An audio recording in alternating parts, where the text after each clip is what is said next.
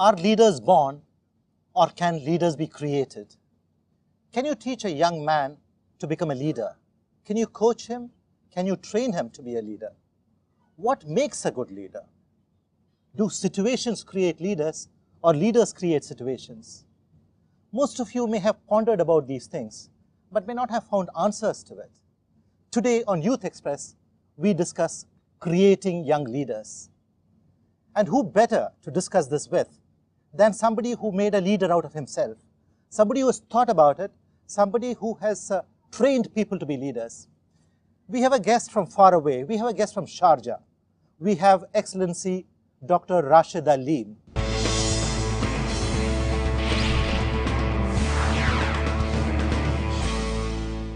Rashid, welcome to Cochin. Thank you. You know, they say Cochin is the queen of the Arabian Sea. Very well. We have these historic links between Cochin and Arabia. Exactly. Salam alaikum. Alaikum salam. And we have three young guests today to discuss this. And our first young guest is Nuthan.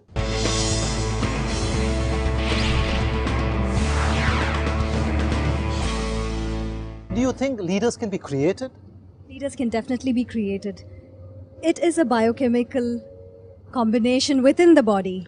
If you can increase your testosterone level and you can reduce your cortisol level, your own leadership skills can definitely be enhanced. That's very interesting. Our second young guest is a young man who has won a lot of awards, Ansef.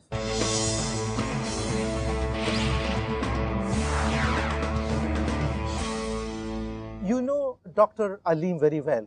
Yeah, I know him. What do you think makes him a good leader? I know him from last 2-3 years. Right. What makes him a good leader? He's very much dedicated, and moreover that he have certain qualities, and I think he had done a lot of sacrifice. Thank you so much. And our third young guest is Dolly.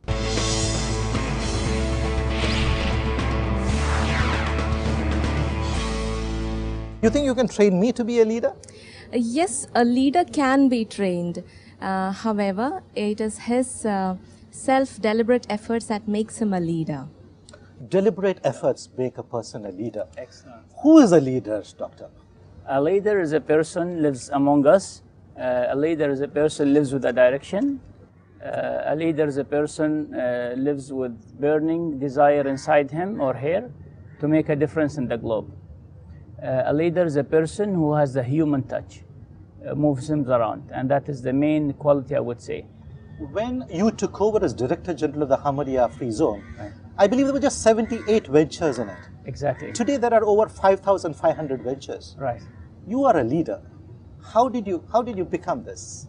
Well, as I said earlier, leadership is a position about direction, a position about what's called the true north. To me, leadership is about the true vision.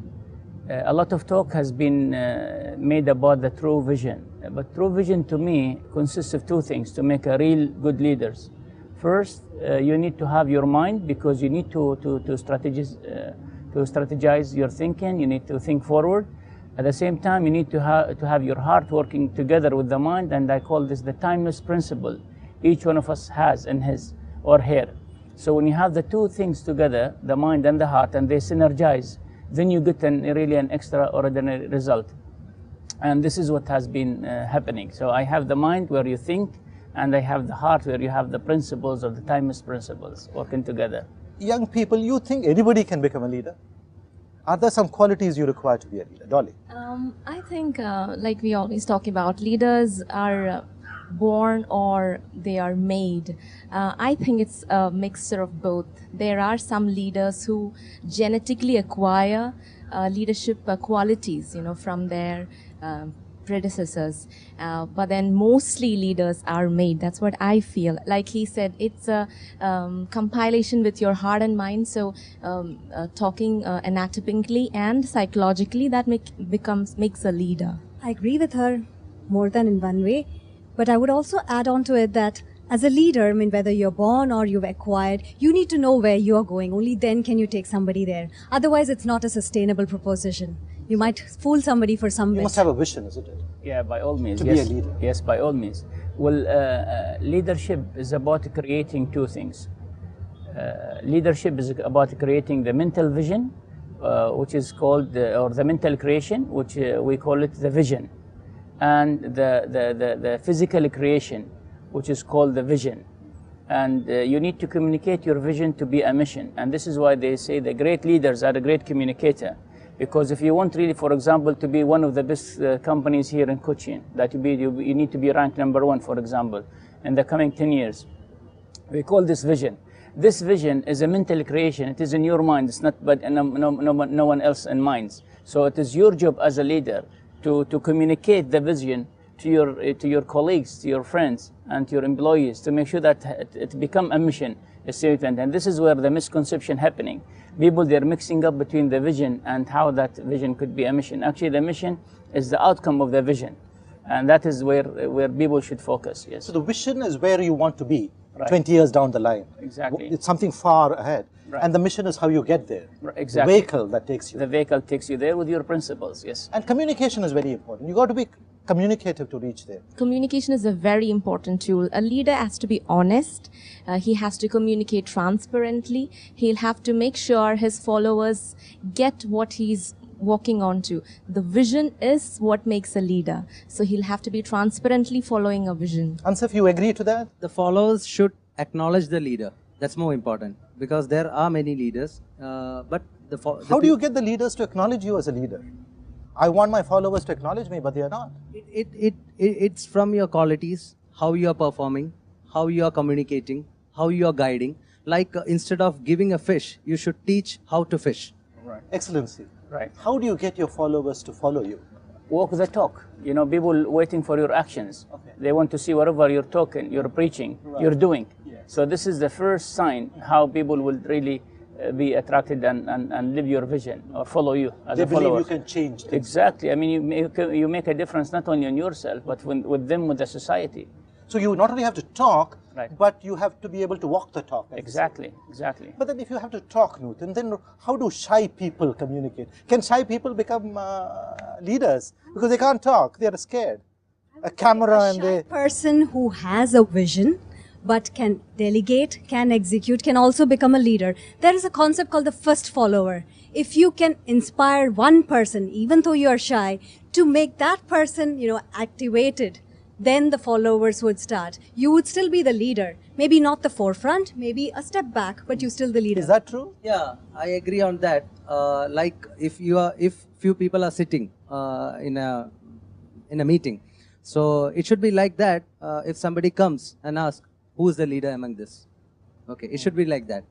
Oh, I'll come to you. Right. You think you had a first follower, Rashid? Right. Who was your first follower? Or it was a group of followers? It did not be one person, it can be a group. Well, when I took over and entered the organization, that was March 2000 when I stepped in the office, and that was precisely 11th of March 2000 when I came in that position. I felt so inspired personally, and I know that I'm going to be faced with a tough challenge because I'll be leading a group of 300 people at the same time at one go. So to convince them, you need to show them your qualities, your leadership qualities. And you need, again, as they say, it's not lip services, it's basically is an action which you do. So when I started first, inviting them in my office, and says, the top senior manager says, okay, listen, I'm not going to influence you with my style or my leadership, but what I'm here, I'm a person like you coming for this position for the first time, so I cannot do it alone. I need your support. And this is the best thing you can tell the people. People think that, leadership is a position, someone who sits in the big office in that corner and difficult to come through or even to penetrate.